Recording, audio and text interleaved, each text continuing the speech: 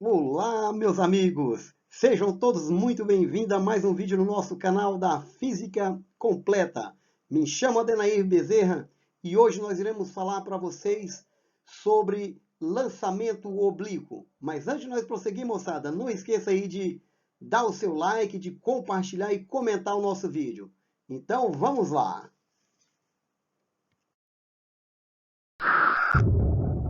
Bom, pessoal, o lançamento ele é dito oblíquo quando o lançamento, o projétil lançado forma um ângulo de inclinação com a horizontal.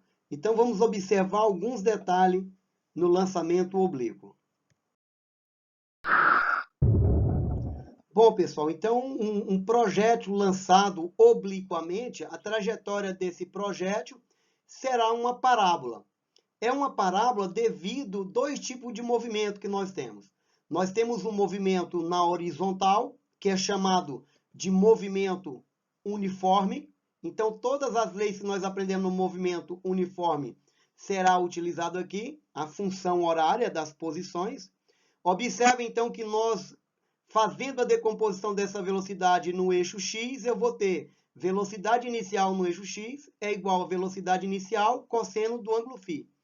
Detalhe que a velocidade horizontal ela é constante, então ela não vai mudar. Ao passo que na vertical, então vou decompor também essa velocidade na vertical. Eu vou ter um movimento que é chamado de movimento uniformemente variado. Então quem faz essa velocidade variar na vertical vai ser a gravidade. A gravidade atua em todo o corpo verticalmente para baixo. Então, de acordo com que o projétil vai subindo, a velocidade no eixo Y vai diminuindo, ao passo que na horizontal a velocidade permanece a mesma, imutável. Então, observe que ele vai chegar no ponto de altura máxima, que nós chamamos de H máximo. Nesse ponto, a velocidade em Y é zero. Aí eu vou obter o meu H máximo. Então, a partir desse momento, existe uma inversão no sentido. Então, observa que em x a velocidade permanece a mesma. E em y houve uma inversão lá no sentido da velocidade. E outro detalhe, do ponto de lançamento até o ponto onde o projétil toca o solo, nós chamamos de alcance. Então, vamos notar mais alguns detalhes no exercício que seguirá logo após esse slide. Então, vamos lá. Bom, pessoal, vamos fazer então um exemplo de fixação para nós entendermos mais com requinte de detalhe. Um projétil é lançado do solo para cima, segundo um ângulo de 30 graus, com a horizontal, com velocidade 80 metros por segundo, dado gravidade igual a 10 metros por segundo ao quadrado, e raiz de 3 é 1,7. Calcule, letra A, o tempo que o corpo leva para atingir a altura máxima, o tempo gasto para atingir o solo e o alcance. Então, vamos lá para pegar os dados e resolver esse probleminha. Bom, pessoal, então vamos para a resolução do exercício enunciado no slide anterior. Então, veja que a trajetória do projétil é uma parábola, onde, de acordo com que o móvel vai subindo, a velocidade em y diminui, e ao passo que na horizontal a velocidade em x permanece a mesma. Então, nós vamos decompor essa velocidade tanto no eixo x como no eixo y. Lembrando que lá no ponto de altura máxima, que nós chamamos de H máximo, nós temos que a velocidade nesse ponto, em y, ela vai ser zero. Sempre, tá, pessoal? Velocidade em y no ponto de altura máxima é zero. Isso é bem verdade, porque se ela não fosse zero, o projétil continuaria subindo. Logo, esse ponto não seria o ponto de altura máxima. E do ponto de lançamento até o ponto onde o projétil toca o solo, nós chamamos de x máximo. Pegando os dados fornecidos lá, que é velocidade e a velocidade é 80 metros por segundo, a gravidade 10 metros por segundo ao quadrado, nós vamos achar a velocidade no eixo y, que é V0 seno de 30. Velocidade V0 é 80, que é a velocidade de lançamento.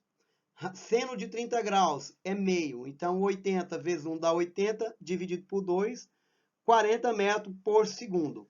E a mesma coisa nós vamos fazer com o eixo X. A decomposição da velocidade no eixo X é velocidade inicial, que é 80 vezes cosseno de 30, que é a raiz de 3 sobre 2. Resolvendo essa continha, porque a raiz de 3 é 1,7 que o exercício falou, multiplicado por 80 e divide por 2. Nós vamos achar a componente horizontal, que é 68 metros por segundo. Então, nós temos a componente vertical, que é 40 metros por segundo, e a horizontal, 68 metros por segundo. Então, vamos lá para resolver a letra A, letra B, letra C e letra D do enunciado. Bom, pessoal, então vamos determinar as funções horárias, segundo o eixo Y e segundo o eixo X. Segundo o eixo Y, o movimento é uniformemente variado. Então, eu tenho as funções horárias das posições e da velocidade. A função horária da posição é igual y0 mais v0 yt menos metade da aceleração da gravidade vezes t ao quadrado. Substituindo os valores conhecidos, eu encontro que a função horária da posição é igual a 40 vezes t menos 5 vezes t ao quadrado. Ou seja, y é igual, ou seja, y é a posição final, que está em função do tempo. E logo vou encontrar também a minha função horária da velocidade, que é vy igual v0y mais gravidade vezes t. Substituindo os valores numéricos na função, eu vou ter que vy igual a 40 menos 10t. Então, está determinado as funções segundo o eixo y. Função horária da posição e função horária da velocidade.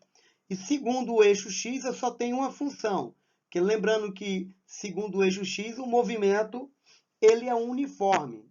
Logo, a minha função é igual x igual a x0 mais v0x vezes t.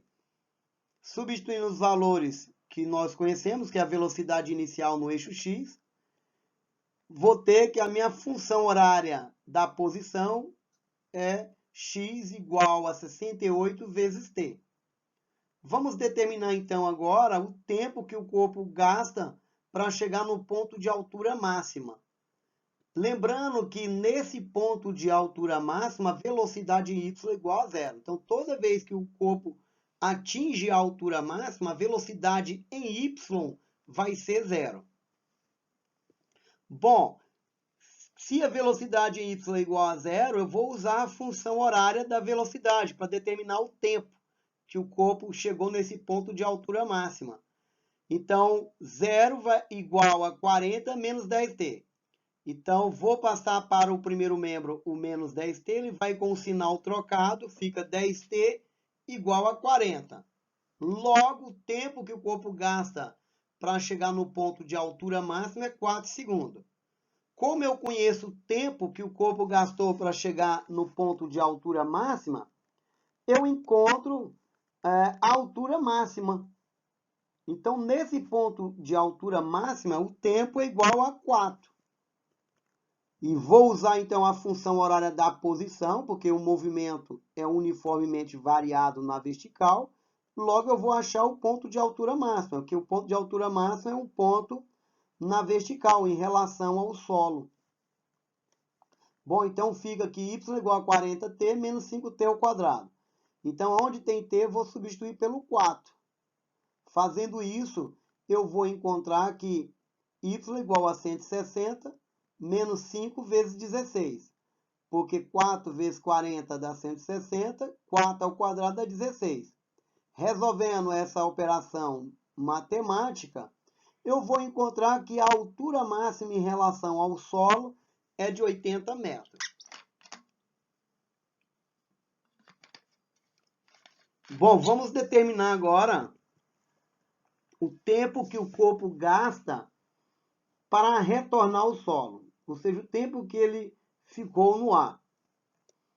Bom, para achar esse tempo, eu vou usar a função horária da posição. Então, nesse ponto em que o corpo toca o solo, o y é zero. E se o y é zero, eu vou substituir lá na função, que vai ficar zero igual a 40t menos 5t ao quadrado. Vou colocar em evidência o t, porque ele está tanto na primeira parcela como na segunda parcela. E dividir o 40 e o 5 por 5. Dividindo 40 por 5, eu vou encontrar 5 vezes t, que multiplica 8 menos t. Resolvendo para t, eu tenho dois valores reais que zera essa função. Mas fisicamente só tem um valor que satisfaz, que é o zero.